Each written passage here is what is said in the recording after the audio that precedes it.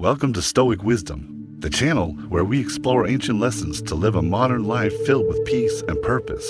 Imagine a day where anger no longer calls the shots. Have you ever wondered, why does something small, like someone cutting in line at the supermarket or a negative comment online, make me lose control?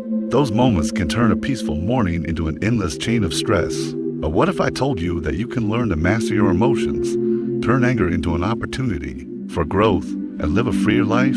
Are you curious to dive in today's video? We'll plunge deep into Stoicism, a philosophy that's endured for over 1,000 years, guiding emperors like Marcus Aurelius and even former slaves like Epictetus through life's storms with calm and wisdom. This isn't just theory, it's a practical toolkit you can apply right now. I promise, by the end of this video, you'll have a fresh perspective on anger and maybe you'll never let it control you again.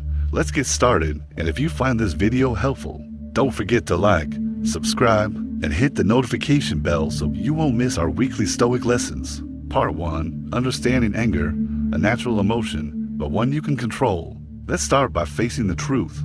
Anger is a natural part of being human. None of us is immune to it. It's like an instinctual reflex, flaring up when we feel insulted, threatened, or hit with an unexpected obstacle. Think back to the last time you got angry. Was it when someone cut you off on I-95? Or when a colleague forgot to send that report on time, forcing you to work late? In those moments, your heart races, adrenaline surges, and before you know it, you're yelling or slamming your fist on the desk dot. But here's the key question. Does anger really solve the problem? Marcus Aurelius, the wise Roman emperor, wrote in his Meditations, "Anger harms you more than the person who provoked it." Pause and reflect. How many times have you regretted harsh words spoken in anger? How many times have you wished you'd stay calmer? Research from the American Psychological Association, APA, shows that prolonged anger doesn't just ruin your mood, it leads to health issues like high blood pressure, insomnia, and even a weakened immune system. In other words, anger doesn't just wreck your day, it erodes your body and mind. Stoicism doesn't ask you to deny or suppress anger, because that would be like compressing a spring. You'll just snap back harder. Instead, this philosophy invites you to view anger as a signal, a reminder for self-reflection. Epictetus, a Stoic philosopher who was once a slave, said, "It's not things that disturb us, but our interpretation of them." What does this mean? Imagine you're at Starbucks and the person ahead takes 5 minutes to order. You might think, why are they so slow? They're wasting my time. It's that thought, not their action, that fuels your anger. But if you shift your view, lines are normal, I can't control others, you'll feel the anger dissolve. Try this quick exercise right now.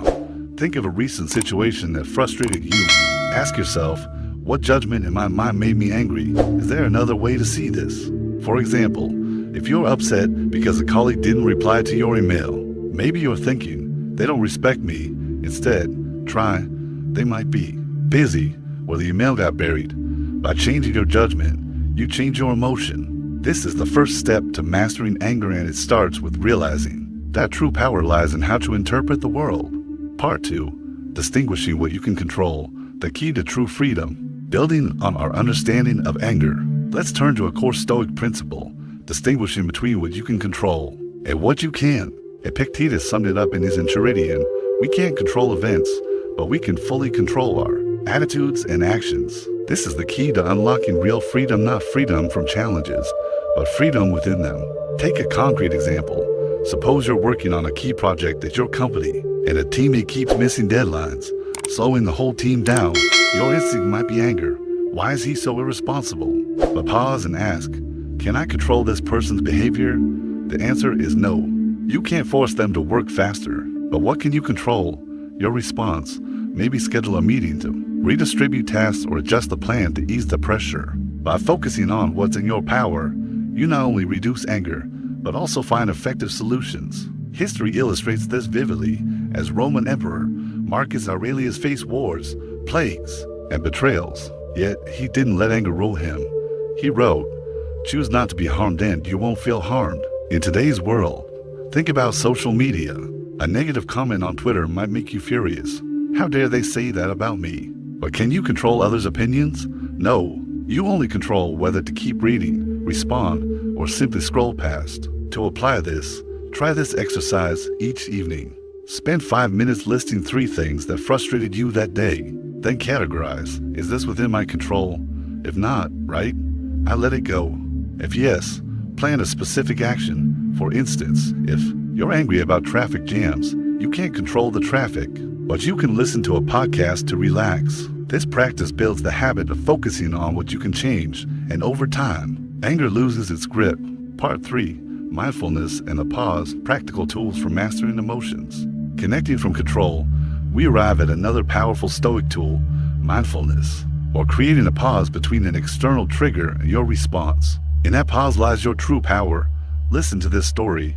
A young manager in Seattle, working at a tech company, was harshly criticized by his boss in a meeting for an error that wasn't entirely his fault. His first impulse was to snap back, defend himself, maybe even raise his voice. But he remembered a Stoic principle: pause. He took 3 deep breaths, letting the emotions settle. Then, he calmly acknowledged his part and proposed a fix. The result: his boss not only backed off, but praised his professionalism. That brief pause saved him from a pointless argument and strengthened his leadership image. How can you apply it? Try the 3 breaths technique recommended by scientists at Harvard. When anger rises, inhale for a count of 4, hold for 2 seconds, and exhale for 6. This activates your parasympathetic nervous system, restoring calm. But mindfulness isn't just pausing, it's observing. Stoicism encourages you to view anger like a scientist. Here comes the anger. It's making my heart race, my hands shake. But I am not this anger. By detaching yourself from the emotion, you turn it from a ruler into a passing phenomenon. Try it today. Next time anger hits, create a pause. Ask yourself, if I wait 10 seconds before reacting, what changes? You'll be amazed how one mindful moment can transform your entire experience. Part 4. Impermanence. Everything passes, including anger. From mindfulness, we shift to another profound perspective: impermanence. Marcus Aurelius wrote, "Everything flows away, like a river in constant motion." Anger, no matter how intense, is just a temporary state. It's not you, and it doesn't last forever. Recall an anger episode from a few years ago, maybe a fight with a friend, a work failure, or an insult. Does it still matter now? Most have faded, but in the moment, it felt like the end of the world. Stoicism teaches us to place anger in a larger context. This too shall pass. Reminding yourself of this strips anger of its power. A real world example: imagine you're stuck in traffic on the 405 in Los Angeles, a common ordeal for many Americans. Instead of pounding the steering wheel and cursing, tell yourself, traffic is impermanent. It'll clear up. In the meantime, I can listen to an audio book or plan my evening. The result: you turn frustration into growth. Research from the University of California shows that those who practice an impermanence mindset have significantly lower cortisol levels, the stress hormone. To build this, try the Stoic concept of memento mori, meaning remember you will die. It sounds morbid, but it's empowering. Each morning, ask, if today were my last, would I waste it on anger? This helps prioritize what truly matters and let go of the trivial. Part 5. Reflective journaling, a tool for self-discovery and mastery. Linking from impermanence, we come to another practical Stoic tool, reflective journaling.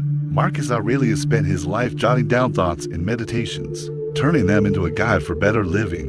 Journaling isn't just logging events, it's a way to uncover emotional roots, challenge false beliefs, and hone self-reflection. Imagine you've had a stressful day.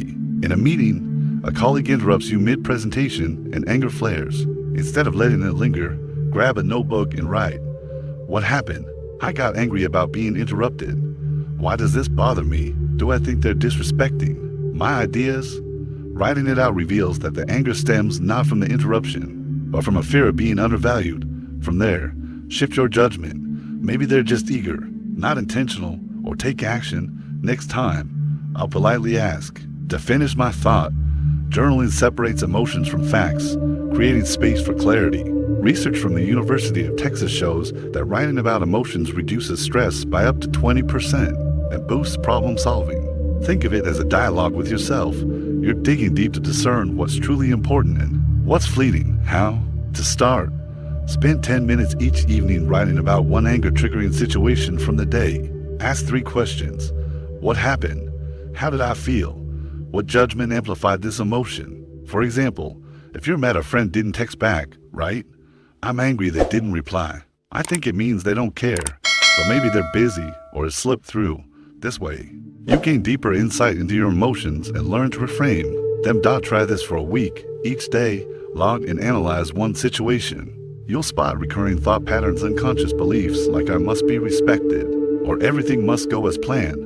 Recognizing them lets you challenge them, and gradually, anger appears less often. That's the power of journaling. It turns blind reactions into growth opportunities.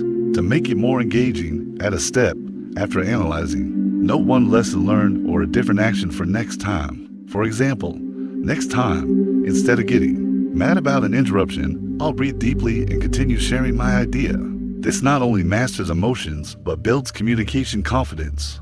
Part 6, Patience. Training the mind through daily challenges. From journaling, we move to another core Stoic virtue, patience. In our fast-paced world, where everything from Amazon deliveries to Instagram notifications happens instantly, patience seems like a lost skill. But Stoicism teaches that every moment of waiting, whether in line at the supermarket or waiting in the mail, is a chance to train your mind. Imagine you're in a long line at Target on Black Friday. The person ahead is arguing with the cashier about a coupon. And irritation builds. Why are they taking so long? But Stoicism invites you to see this as practice. Instead of letting discomfort rule, ask, how can I use this time? Maybe review your shopping list, think about weekend plans, or simply practice deep breathing to stay calm. This transforms annoyance into a patience-building exercise. Epictetus said, patience isn't passive endurance. It's the attitude you maintain when facing things beyond your control.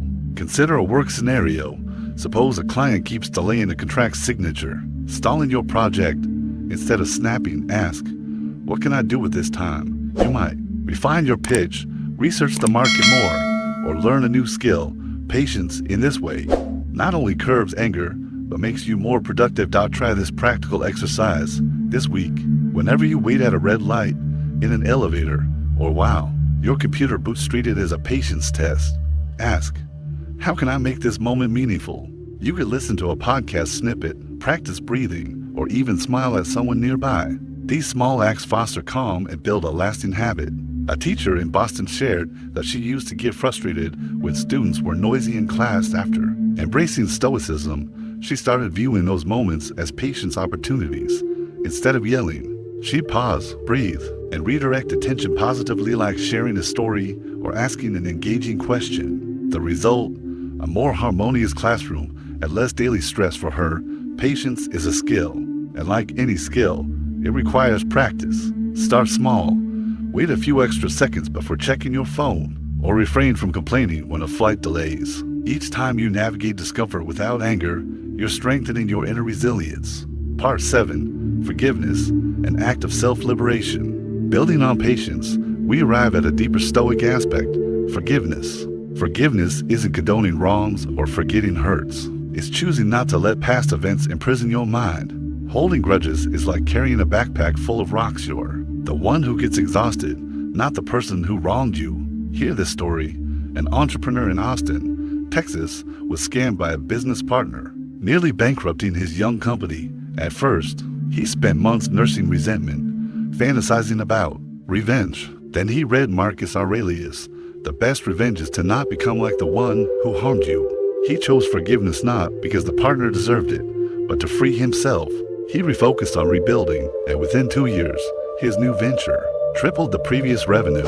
Forgiveness gave him the energy to move forward instead of staying stuck. Stoicism teaches that forgiveness is an act of freedom. When you cling to anger, you let others control your emotions. But when you forgive, you reclaim that power. Think of a personal situation. Maybe a friend said something hurtful in an argument, or a colleague took credit for your idea. Instinct says rage and resentment. But ask, does holding this anger make my life better, or just more miserable? Forgiveness doesn't mean agreeing with their actions. It means not letting those actions define your life. How to practice. Try the perspective-taking technique. When someone hurts you, imagine reasons behind their behavior. For example, if you're angry a friend didn't invite you to a party, think, maybe they forgot. Or assume I don't like crowds.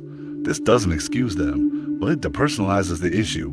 A Stanford University study shows that practicing empathy trying to understand another's view reduces hostility by up to 30%. Try this exercise. Next time you're angry at someone, jot down a possible explanation for their actions. Then ask, if I let go of this anger, how will I feel?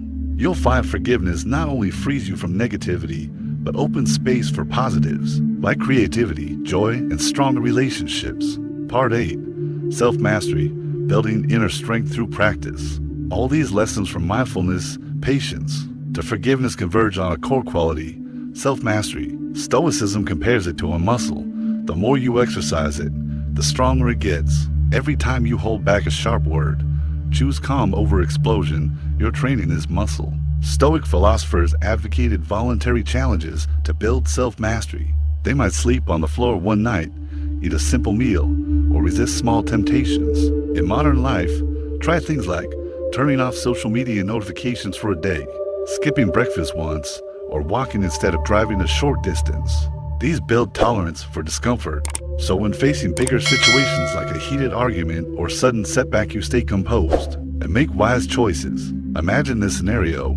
You're at O'Hare Airport, and your flight's delayed 3 hours. Instinct might be to complain or lash out at staff, but with practiced self-mastery, you pause, breathe, and ask, what can I do with this time? Maybe read a book, journal, or call an old friend. This turns hassle into development. A salesperson in Atlanta shared he used to lose his cool when clients rejected deals. After adopting Stoicism, he practiced small challenges, spending an hour daily without immediate reactions, no instant replies to messages, no constant email checks. The result? More patience with clients, better listening, and a 15% sales boost in 3 months. Self-mastery not only tamed his anger, but enhanced his performance. Try this. Pick a small self-mastery challenge each day next week. For example, no phone for the first 30 minutes after waking, or say thank you instead of complaining when things go wrong. Note how you feel afterward. You'll see these small actions accumulate, making you tougher against major angers. Self-mastery isn't innate, it's forged through practice. Each time you overcome a temptation or stay calm in tension, you're crafting a stronger version of yourself. Ask, if I can master emotions in small moments, how will I handle life's big challenges? Let's reflect on our journey. Stoicism is giving you powerful tools to master anger. Understand that it stems from your interpretations, not events themselves. Focus on what you control. Practice mindfulness for pauses. Recognize the impermanence of emotions. Journal for self-discovery. Build patience through daily trials. Forgive to free your mind. And strengthen self-mastery like a muscle. These lessons not only curb anger, but bring a life of peace, meaning and inner power. Remember 3 essentials. 1. You always have the choice in how you respond, no matter the circumstance. 2. Anger is just a passing wave, you're far greater than it. 3. Every moment you choose calm is a victory not over others, but over yourself. If this video inspired you, subscribe to Stoic Wisdom, turn on notifications, and share in the comments. What recent situation do you wish you'd handled more calmly, and what would you do differently? Your story could light the way for someone struggling with their anger. And don't stop here, start applying one tool today. Maybe journaling, 3 breaths, or a self-mastery challenge. Each small step brings you closer to a free and resilient life amid any storm.